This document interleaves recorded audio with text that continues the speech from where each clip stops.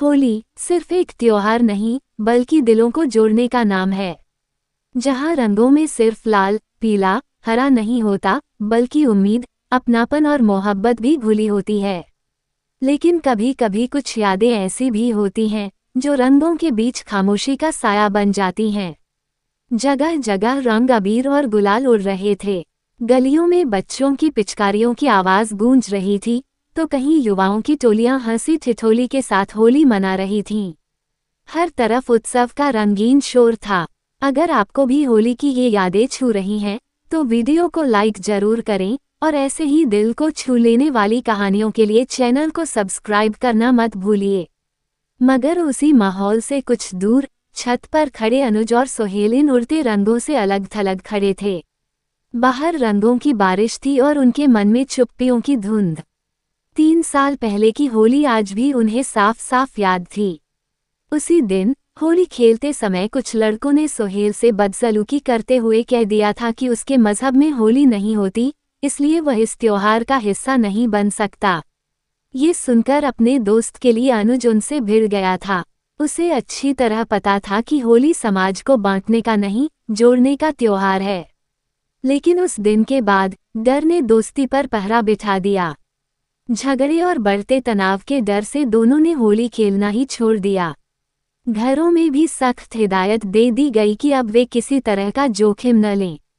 फिर भी हर साल होली आते ही उनके मन में एक टीस उठती, रंगों से दूर रहने की टीस।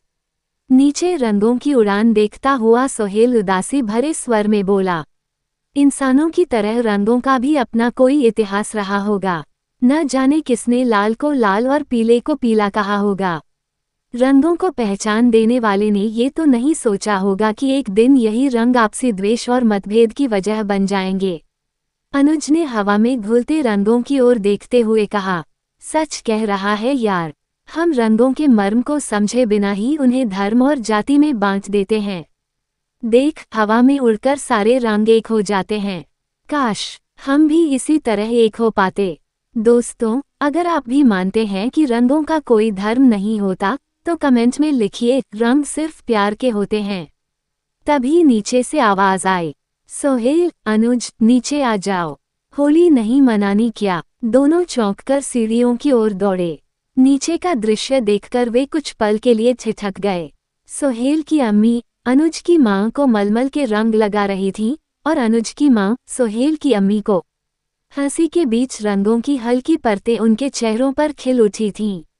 वो दृश्य जैसे चुपचाप कह रहा था, रिश्तों का रंग सबसे गहरा होता है।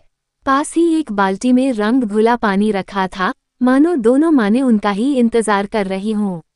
उसी बीच वे दोस्त भी आ गए, जिनके लिए रंगों का मतलब धर्म या जाति नहीं बल्कि प्यार और भाईचारा था।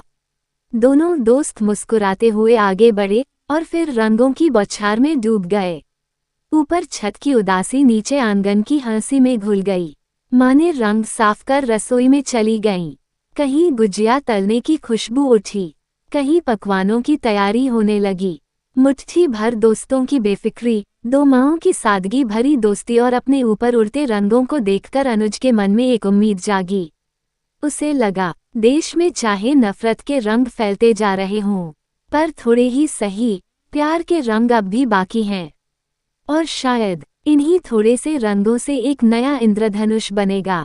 अगर आप चाहते हैं कि प्यार के रंग कभी फीके न पड़ें तो इस कहानी को शेयर कीजिए और अपने दोस्तों के साथ मिलकर इस होली को खास बनाइए। क्योंकि होली सिर्फ रंगों का त्योहार नहीं, ये भरोसे का त्योहार है, ये अपनापन लौटाने का त्योहार है, ये दिलों की दूरियां मिटाने का त्योहार है। काश हर साल होली आए और हर दिल से नफरत का रंग धुल जाए। आप सबको प्यार और एकता के रंगों से भरी होली मुबारक। लाइक करें, शेयर करें, सब्सक्राइब करें और कमेंट में बताइए, आपके लिए होली का असली रंग कौन सा है।